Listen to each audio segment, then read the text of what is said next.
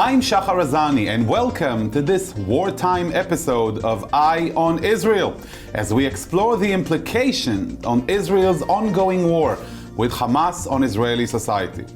Founded in 2004, Notnim Tikva, Hebrew for Giving Hope, has been a ray of light to children and their families at the Safra Children's Hospital at the Sheba Medical Center in Israel for the past 20 years.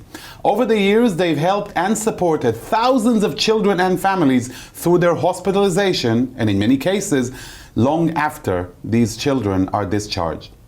The atrocities of October 7th and the ensuing war emergency have led Notnim Tikva to pivot and leverage their decades-long knowledge, experience, and relationships to IDF heroes, those who have given so much in the defense of Israel and the Jewish people. As we so sadly know, hundreds of soldiers have been killed and thousands more have been wounded. Hospitals were not ready or equipped to handle these enormous numbers of injured soldiers arriving daily, many of whom at the Sheba Medical Center.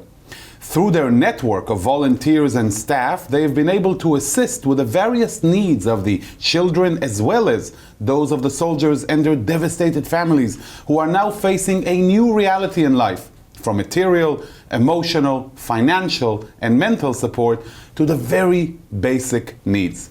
Sigal Levy is a chairwoman of Notnim Tikva, and she's here with us in studio today to share her and the organization's story. Sigal, thank you so much for joining us. Thank you for having me, Shahar.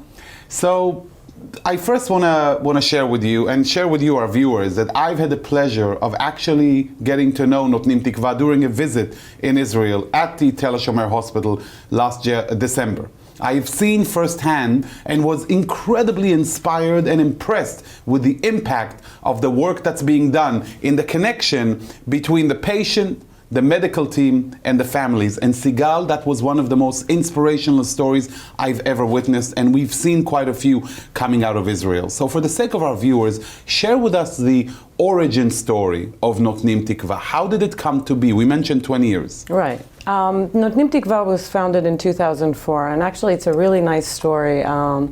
It all started with a cup of coffee and a promise. The founder, Shmuel Moshe, founded the Notnim Tikva after his daughter was frequently hospitalized due to severe seizures. Shmuel was very worried about his daughter, and he went to seek the help of a rabbi. She was there for she was 3 months old. I don't know if I mentioned that, right. And she was in critical condition. Really, she almost lost her life. And Dvorah, his wife, and him never left her bedside, but nothing helped. Shira just did not get any better. So concerned for her life, Shmuel went to seek the help of his rabbi. And the rabbi told him, you have to make a neder, a promise, that you will help sick children if Shira gets better. And Shmuel made that promise.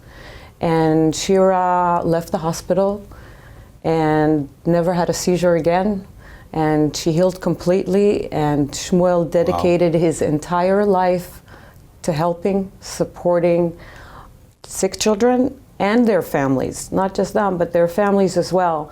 And here we are 20 years later, and it's the most amazing organization I've ever been a part of. I got to meet Shmuel, and I got to see you and him and the staff at the hospital. And what struck me really was the uniqueness of your work, because we are familiar with volunteer organizations who come and support patients, but it seems that Notnim Tikva is deeply embedded within it's like you're part of the infrastructure itself, supporting the healing process, actually being the mediators between all of the. Tell us a little bit about the nature of your work, because it's so special. Shmuel's been in the hospital for such a long time, and he obviously knows the hospital in and out. He knows the staff. We have part of our staff is there's national service girls, and these girls So you're talking about Israelis, young Israeli girls who do not, who instead of serving the army, they do national service, and they volunteer for different organizations, including Notnim Tikva. And every year that changes. We get new girls every year. And we work actually within the hospital. One of the only organizations that works within the hospital. And what we've done is we've created a whole new world inside the hospital with things such as the music room, a studio where the children can come and record songs and play with instruments. So important for the healing process. It is critical for the healing process, and you know, doctors have spoken and on our behalf, and yes, it does help the children heal faster when they're happier. And how do you connect between the different elements in the hospital?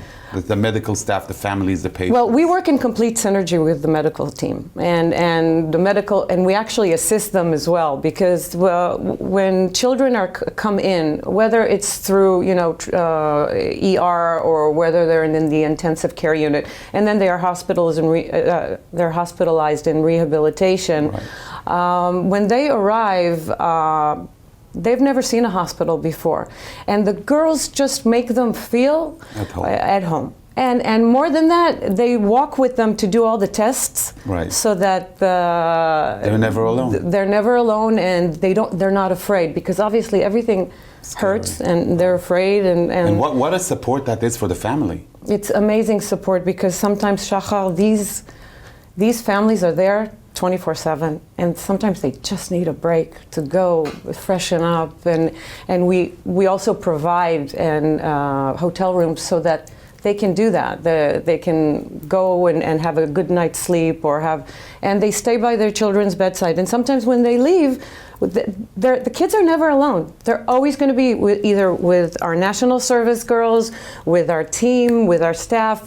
The kids are never alone. And it's very much the same when it comes to these IDF heroes, the soldiers. Absolutely. Well, as you said in the beginning, when you started the atrocities of October 7th, really, it took everybody by shock. And what we did was I think the whole country was on overload. And when soldiers started coming in, and they usually, they're being brought into the emergency care units. And what we actually did was we leveraged our 20 years experience and relationships and that we've had. And what we've done is we took that and we dedicated the resources, that we have, being there for so long, and started doing the same thing for the soldiers and their families. So what does that mean? Tell us a little bit about what you do for the soldiers. Okay, well, first of all, when the soldiers come in, like I said, they come from directly to the intensive care units, and then they are transferred into the rehabilitation hospital in That's Sheba, where you are. which is the biggest hospital in the Middle East for rehabilitation, and that is exactly where we are. And we're there from the very start. The families are called in, and they are shocked, they're confused. They come, they don't even bring anything with them. They get a call, your son, your daughter has been injured. They come, they arrive at the hospital, and we're there right there to meet them, work with them with all the, the bureaucracy of the paperwork. We're there to just be there, to listen, to hug, to support. We don't let them feel like they're alone. And that is, when you say we don't let them feel they're alone, I'm hearing the families, and I'm also hearing the soldiers. Yes, the families and the soldiers. Nobody knows what to do in these kinds of situations, Shahar, and it's so important to have somebody there with you who knows the ins and outs of the hospital, who knows and who has experience basically on knowing exactly, the situation of the soldier and how to speak to the family. Because we all know that sometimes the medical staff doesn't really know how to interact or how to break the news. They're on overload. The medical staff at Sheba is incredible. Obviously, we're 9th in the world, but they're there to do the support on the medical side. They take care of them physically. we take care of them emotionally. And I think that's really the synergy between... You know, I gotta say this again. You say we take care of them emotionally, and in them, I actually hear the medical staff as well. It's like you're there for everyone, and that was one of the things that astounded me when I first met you and Shmuel and your team there. Right. It felt to me like you were a Holy Spirit. Like you're connecting between everyone, supporting the medical staff during overload, supporting the soldiers or the patients when sometimes they've had it enough with the families, they need a break. You're there for the families to break them the news, to tell them what's going on. I mean, this is quite amazing, but I can imagine emotionally overbearing, isn't it? It's overbearing for everybody. Not just the soldiers, the families. It's the medical staff is not just the fact that they're overwhelmed. It touches them emotionally, and they are human. You know, they have their breakdowns as well. And sometimes when we're there for them as well, it does take a little bit of the pressure off, and it makes them focus on what they really need to focus on. Is making that soldier get better quickly, and using their expertise to do their jobs. And there's a lot going on, you know, not just in the emotional side. Families are arriving, they arrive with nothing. So we right away, we give them vouchers so that they can buy basic things, you know, clothing, hygiene products. They have nothing, and it's important that they know that at least, you know, on the financial side, there's somebody there who's taking care of them, who's supporting them. You know, when I'm thinking about the grassroots organization that helps, I mean, it really fits the bill with you. You're really right there with a very lean administration. It's basically the work that you do on the ground is translated directly to those needs for the soldiers. Absolutely. Shahar, that's exactly what we do. So vouchers for hygiene and basic, you know, hot stuff meals, for the soldiers. That's I'm talking just in the beginning. We rent motel rooms, like in the hospital, there's motel rooms that we rent for the families so that they can be by the side of their loved ones. And some of them live far away. And that we have to remember that they, when they arrive at Sheba, not everybody lives in Ramat Gan or Tel Aviv vicinity. Proximity of the hospital. And they live far, and they just can't go home, refresh, and come home. So we make sure that they have a place that they can do that and not leave the hospital, because they can't leave the hospital. They don't want to leave the hospital. So we take care of everything else for them, so that they don't have to, and so that they're there. I mean, these people are going through so much. So motel rooms, giving them vouchers for basic needs. What else do you do? Well, besides the bureaucracy, and we help the medical staff also. Describe that a little bit. How do you help them? Well, the Shmuel is, who's our founder, is one of the most amazing human beings I have ever met. His heart is bigger than our country. Incredible. And so is yours. And so many volunteers. And our volunteers your staff are amazing. Our staff is amazing. You're a very inspirational. We're a family. You are. We operate like a family. We're not an organization. I mean, we operate like a family. And we all care about each other. We support each other. Otherwise, we wouldn't be strong enough to support the children, the soldiers, and their families. It has to be done.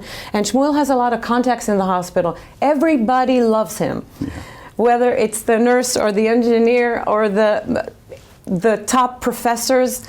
They love him, and they trust him, and that they use, you know, his skills. And he does have a lot of skills, and our staff really. They're very talented people when it comes to how to deal with families. And they say to him, you know, we need an MRI right now. Shmuel, can you get that done? Sometimes they don't have time to go and do the bureaucratic, the doctors themselves I'm talking.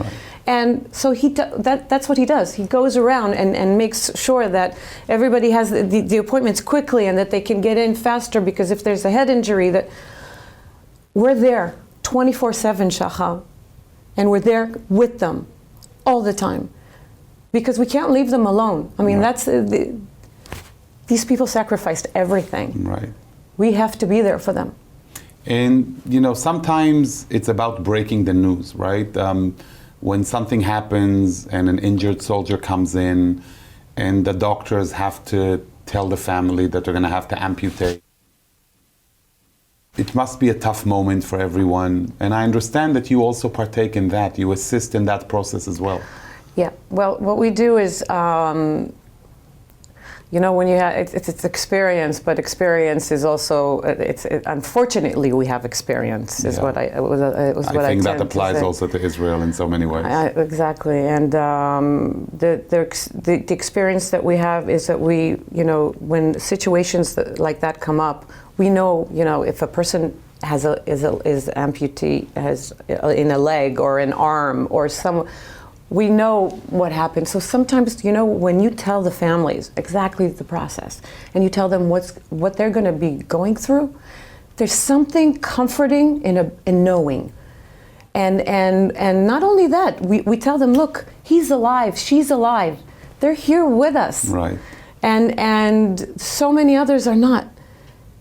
We know how to talk to them. And I'm not saying that this is, we're not therapists and we're not psychologists and we're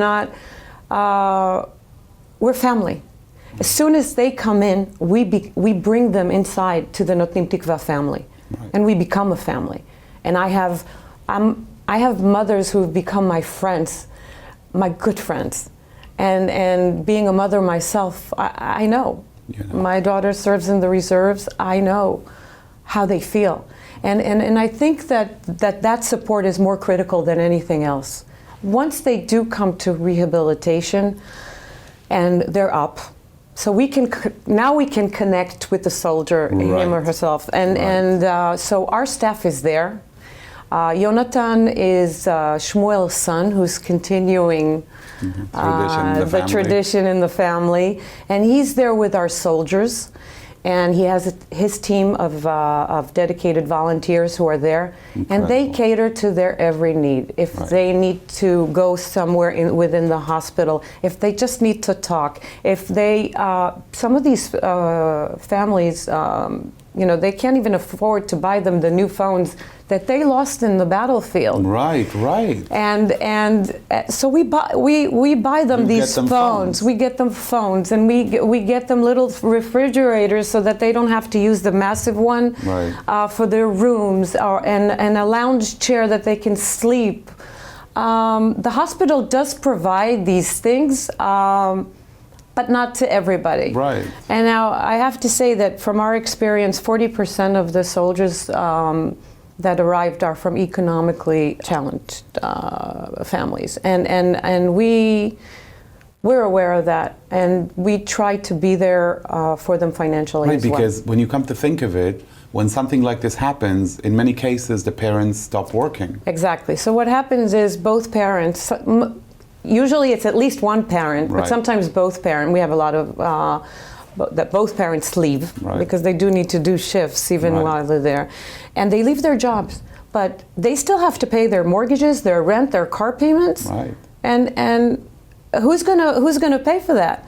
And right, the whole life changes. It's a life-changing game. When we think about the war, we focus on the atrocities of the day itself. We think about the ongoing war, but there are long-term implications. Very long-term. For what's happening now. And that leads me to you, Sigal.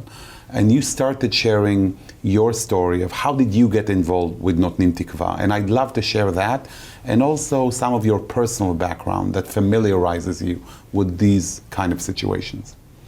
Well, my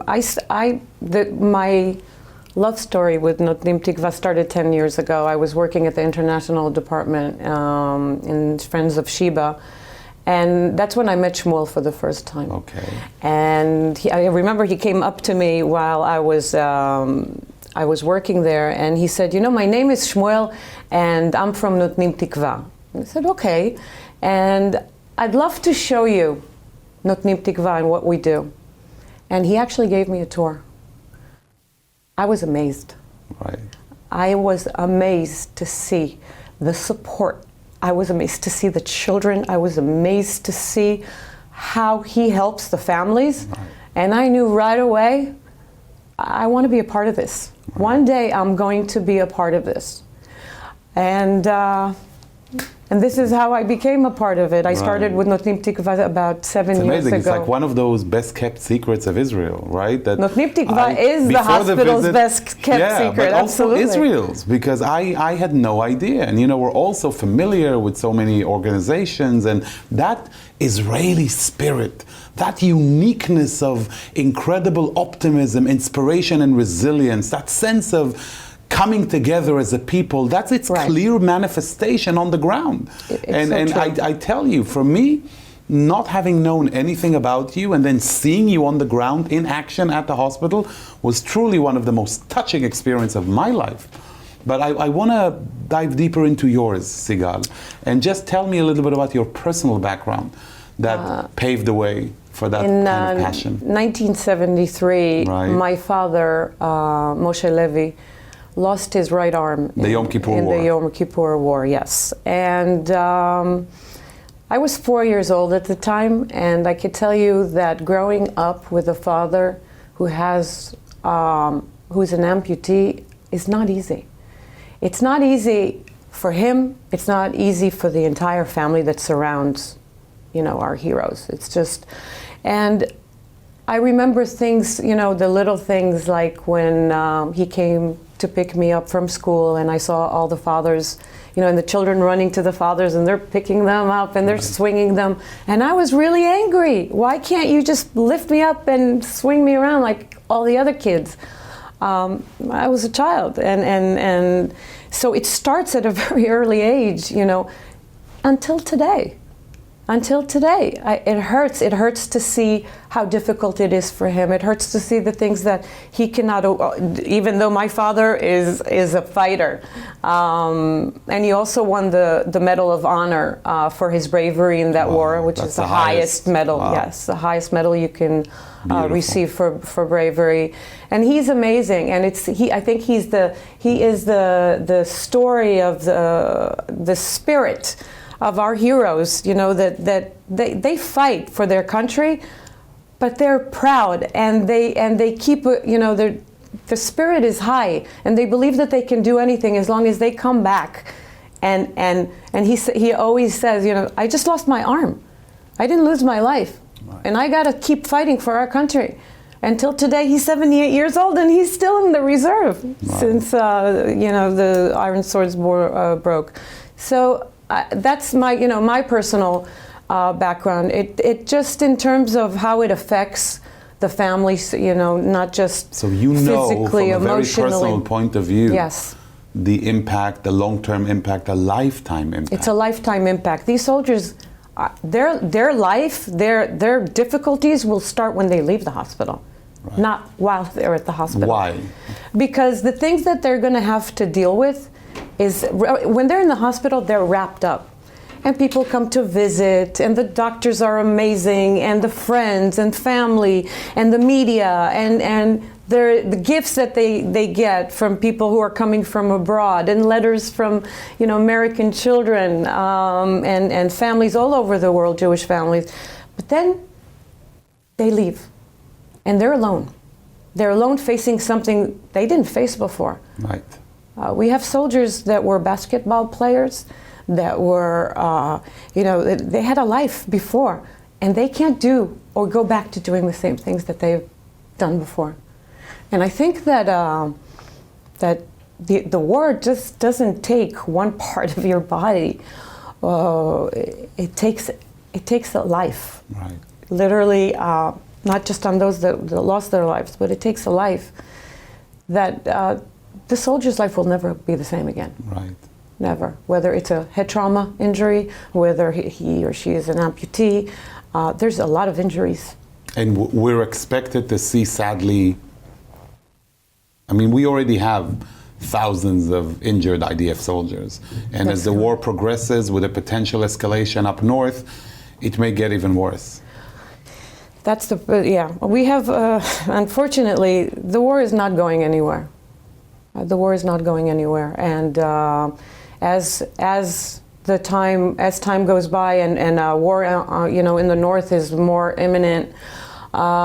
This is gonna. Soldiers will keep on coming into the hospital, unfortunately. Families will be affected.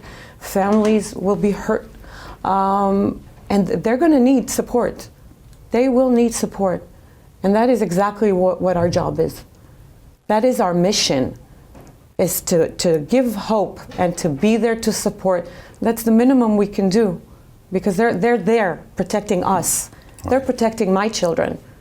So, you know, for so many people who are watching us now and are interested in getting to know more, getting to know you a bit more, maybe even coming to visit you. Is that possible, to come to visit you when they come to Israel? Absolutely. So where could they find that information? Well, first of all, we have a website, Notnim Tikva, .org.il.